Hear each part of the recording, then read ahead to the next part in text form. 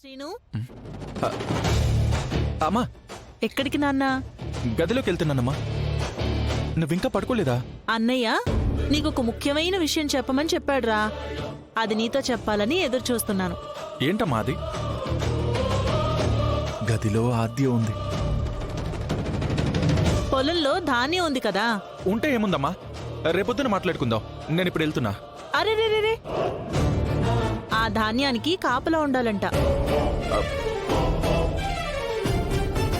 పాపం ఆద్య నా కోసం ఎదురు చూస్తుంది. రేయ్, ఈ రాత్రంతా మీ మావయ్య నిన్ను వెళ్ళి పొలం దగ్గర పడుకోమన్నాడ్రా. అమ్మా నా మాట వినమ్మా, నేను రేపొద్దున వెళ్తానులే, ఓకేనా? రే రే రే, ఆగరా. దొంగలు పడేది రాత్రులురా, పొద్దున్న కాదు కదా. పూలు వాడిపోతాయేమో. ఏంటి? ఆహాహా, ఏం లేదు.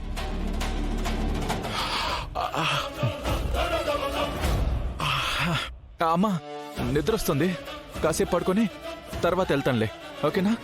రేయ్, వెళ్తావా మీ మావయ్యకి చెప్పంటావా?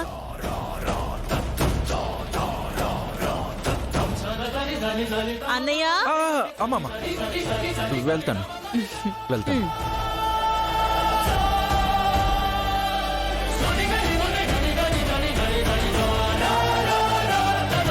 వెళ్ళు.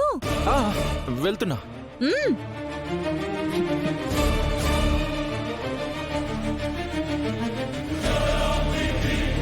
చూసావా, పద్మవ్యూహం అంటే ఇలాగే ఉంటుంది.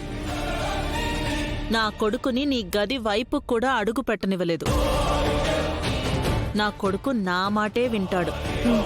All the best.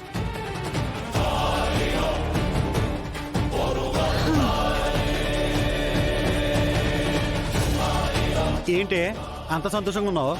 లేకపోతే అది నాతో ఛాలెంజ్ చేస్తుందా? నా కొడుకు నా మాట దాటడని నిరూపించాను. ఏం చేసావే? అన్నయ్య చెప్పాడని వాణ్ణి పొలానికి పంపించేశాను.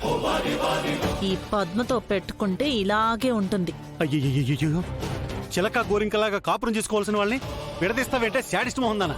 ఏంటి? అదేం లేదు, అదేదో అనుకున్నాను, అది బయటకు వచ్చేసింది. సరే సరే కానీ పెద్ద ఘనకార్యం చేసావు కానీ వెళ్ళు వెళ్ళు. ఏదైతేనే జరగకుండా చేశాను కదా.